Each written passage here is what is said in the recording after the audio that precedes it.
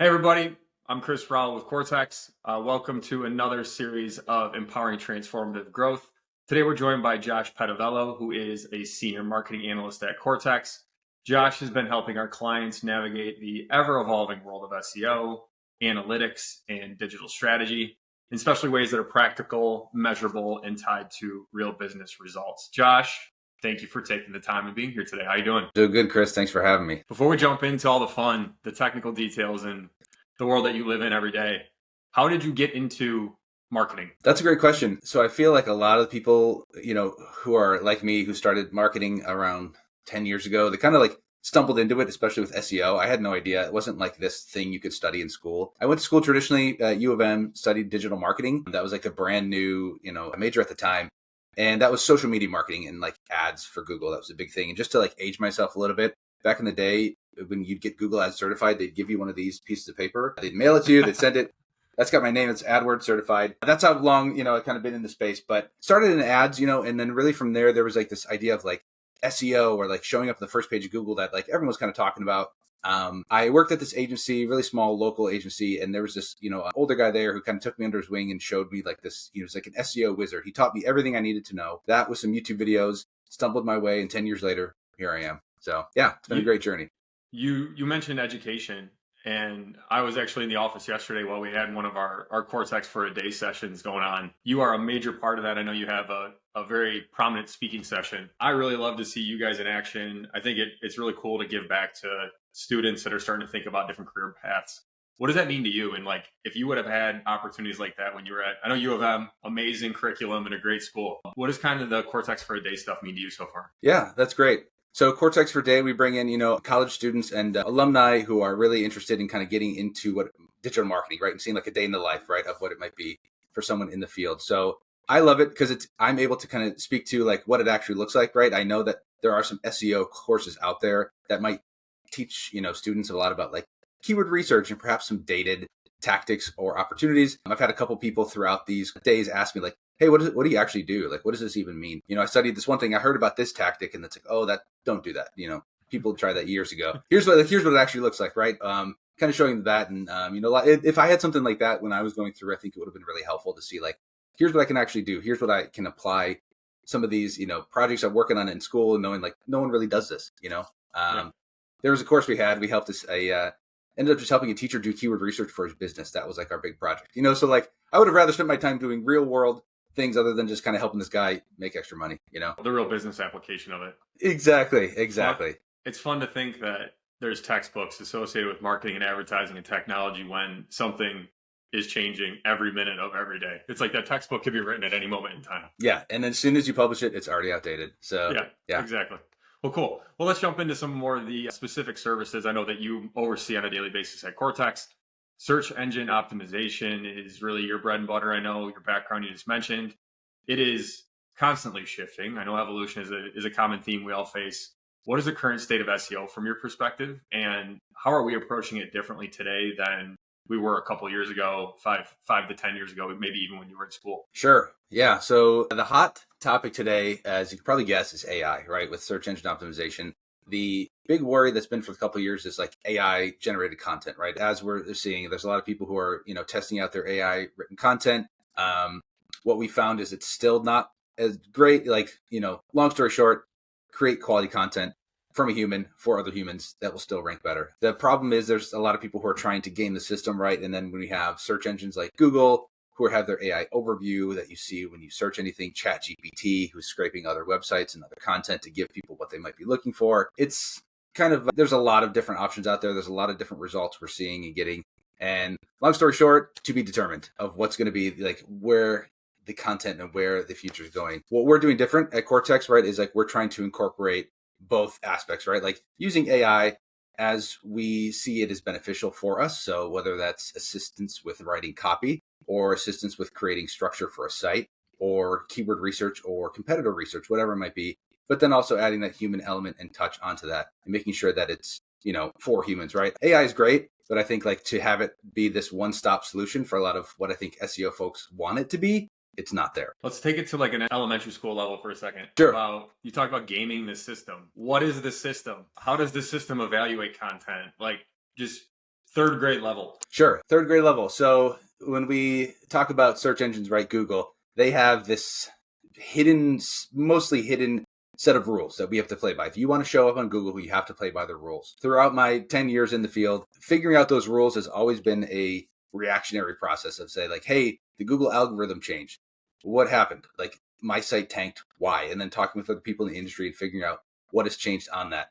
So throughout just time and spending time in the SEO, we've kind of figured out a set of rules to follow, right? Like if you create new content, use these sort of keywords, use this sort of structure, et cetera. So in order to game the system, it's trying to either be predictive of what Google might prioritize in the future. Back in the day, you could game the system by just putting a bunch of keywords on a page and just say, if you wanted to rank for roof repair, throw that on your page 50 times, you will show up in the first position. Not any longer, or people used to buy links from, overseas from different countries to like links over to their site. Please don't do that. And that would be something that like you could game the system. Now, Google's gotten pretty smart on that. I think the best way to, if you want to like game the system is create quality content. Understand like Google has over the past couple of years now given some rules to say like, hey, make a site that is fast, make a site that works properly, that has a good user experience with quality content. You will rank higher. You will earn like links from other sites. Like that is time and time again proven to be like the process and strategy that SEOs should follow. All right. Thank you. Level set. Hopefully that makes sense. Play by the rules or else.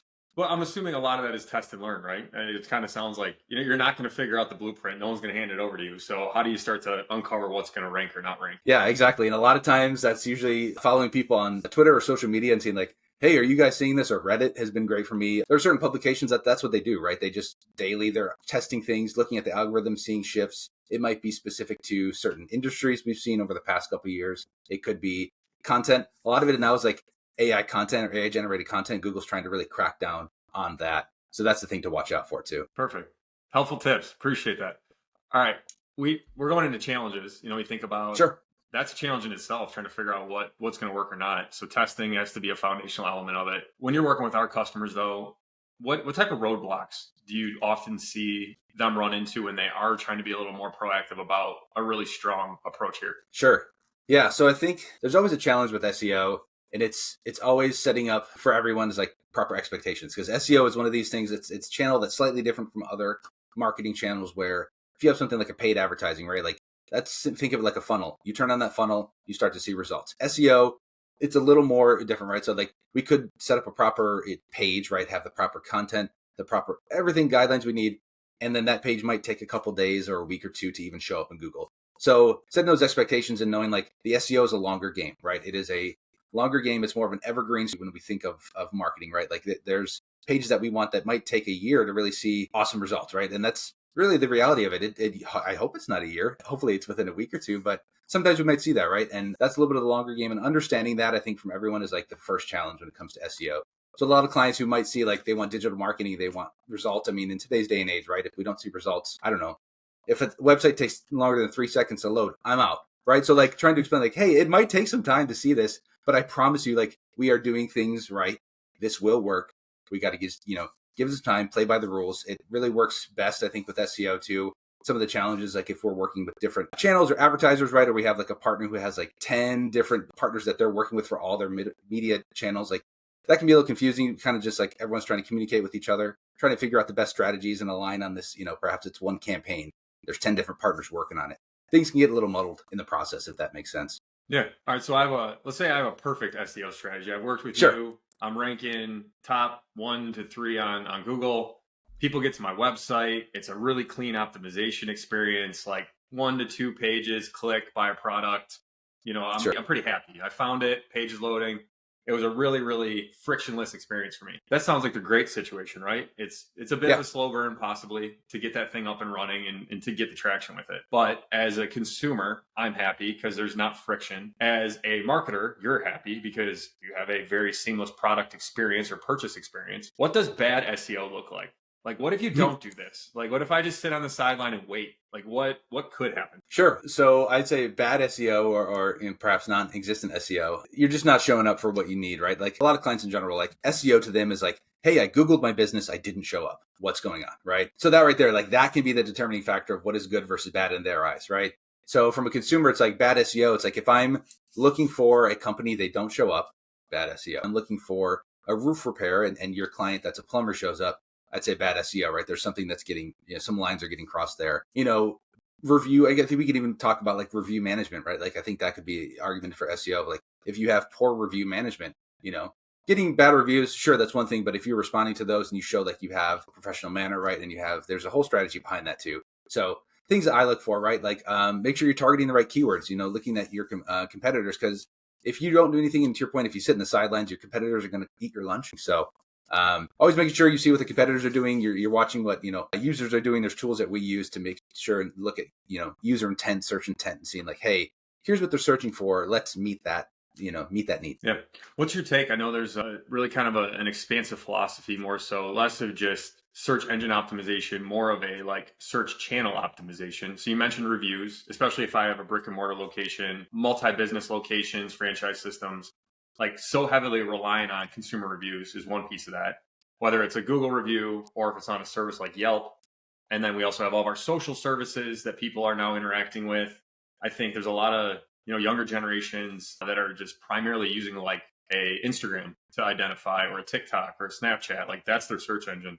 How do marketers start to wrap their head around everything that's not just a Google or a Bing as it once was? Yeah, that's a great question. So I think it's all about your mindset when you think of like SEO, right? Like what is SEO? If you think of it as it was 5-10 years ago of, creating content, throwing it on a page and then being done, like I think that method is that is one piece, but that's not the whole pie. To your point of like there's different search channels, right? If you like think broadly of like search engine marketing, there are a lot of different search engines. There's Google, Bing, ChatGPT. We have socials. We have there's different apps, right? Like the more that we can incorporate into the user experience, the better.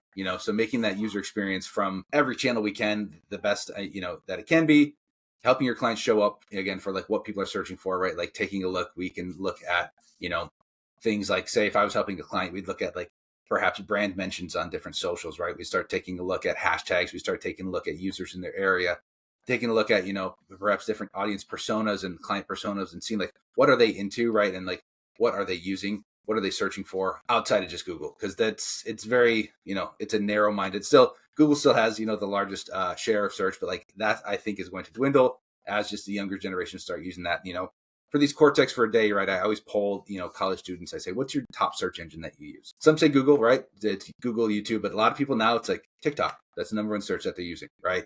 Like, and that's for business. That's for recipes. That's for more than just funny videos. For me, like I always my default would always be Google, but now I'm like, I don't know. A lot of people using ChatGPT. So seeing that, right? Like seeing that these younger generations are using that, looking at the data that backs it up. You have to look at that if you are a marketer, right? If you're a consumer, we bring that data to the table and say like, hey, here's what people are searching for, right? And if nothing else, like, that can sometimes be hard for clients. You say like, hey, we got to get you on TikTok, whatever. Showing them that their competitors are doing that. That's where I found a lot of success of like, we used to work with, car dealerships at a previous agency, showing them like, hey, your competitors are making YouTube videos. Hey, they're making funny little, Instagram posts and it's getting traction, right? This is what, like, if I see someone making something funny like that, I'm interested. So I hope that answers the question. That's a long answer. Yeah. So I know you touched on a lot of the expansion of just search engine and what is considered or defined as a search engine today. I want to go back on something you said, and sure, we can call this maybe, I don't want to say it's a misnomer or misconception, but you said if I'm a marketer and I search my own business and I don't see my profile or my information or I'm not ranking, what are some of those like maybe misconceptions or expectation reset type conversations that you have to have? So like, and maybe even in that first topic, why is that happening? Sure. A lot of clients who are either they're new, right, or after like a rebrand or perhaps like they've created a new website, like they'll try and like Google themselves and say, hey, I'm not showing up. Or, sometimes that there's that, I say, a break with expectations of like, hey, like I service here in Michigan. Why am I not showing up in Ohio? It's like, well, there's, let's talk about that. But a lot of times too, like say if you are a business and you're Googling yourself or you're Googling your brand and you don't show up, or if you don't show up where you want, like here's a little tip, make sure you always click on your website because Google will take a look at that and say like, hey, this person searched for X, Y, and Z plumbing. They showed up in the third position and you didn't click on that. Google says that your site is no longer relevant for that term, perhaps. So then they see that your impressions versus your click-through, that gap is widening. So if you ever Google yourself and you're not where you want, please at least click on it because it shows Google that like, you are what the query says, but there is that gap. And like, I think a lot of times, again, it comes back to like, what are expectations for SEO, right? If I Google myself, I create a new website, I'm not showing up the first day, with everything new, like things take time, right? Google is, they have to index everything per query, right? It's a big company. There's a lot of new websites every single day being created. So you got to give it time. There's some optimizations around it. We can definitely help with that. But yeah, a lot of times it's just people, they want to see results, right? Like they're paying for SEO. They want to see themselves show up, number one. And it can be probably, confusing and sometimes maddening when you don't. All right. I want to give you an opportunity to talk a little more broadly just about the group that you work within and the different solutions that you guys provide to our clients. And I think, our whole integrated professional services suite just came to be because like we wanted to make sure that we could help clients along the entire advertising journey. So finding a brand and ranking is one element of this from an SEO perspective. But then once you get someone to the website, what is that consumer or conversion experience? And then how am I appropriately tagging or, capturing those moments and those actions, and then ultimately visualizing it and reporting?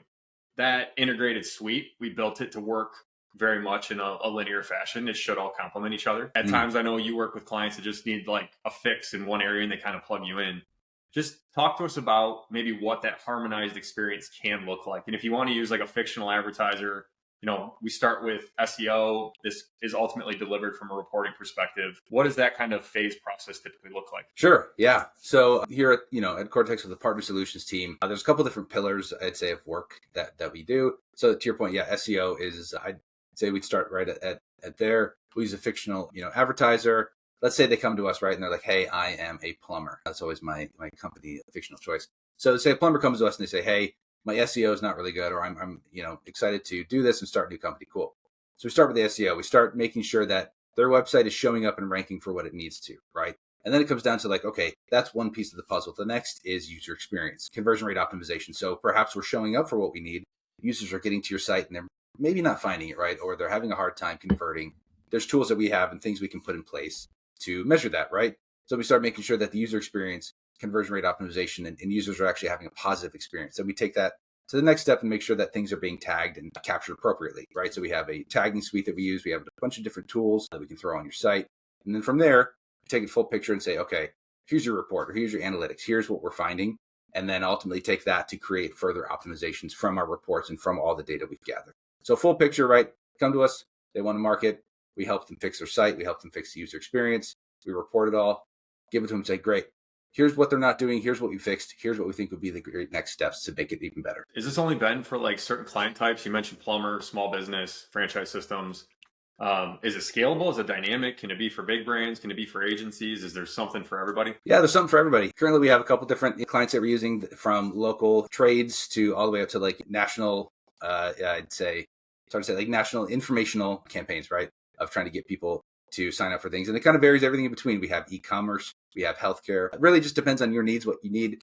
The great thing about our team is we're pretty flexible, right? We have a lot of experience in a lot of different industries. We're able to jump in for whether it's one specific task or the larger scope of kind of encapsulating all the services you might need help with. Awesome. What are you keeping your eye on in the industry? I know you mentioned everybody's talking about AI. I think if you're not trying to figure out how that fits into your world, you're probably behind the eight ball. But we're all also trying to humanize as much as we can. There's this duality to making sure that there's still very much a human element. But I'm just curious, what are you keeping an eye on in the industry, whether it's in the world of SEO and CRO or more so marketing and advertising? Sure. With regards to SEO, yes, AI, I think you'd be remiss if you didn't have your eye on it, but I think it just depends on like for what aspects, right? So like it's great for helping me. I try to use it like an assistant where like it can create content briefs for me. It's not writing my blogs. It's giving me good ideas. It's giving me perhaps structure on that. I've been working on writing up something to help with using AI for like competitive research, and kind of I can throw in a URL and give me some competitors and give me some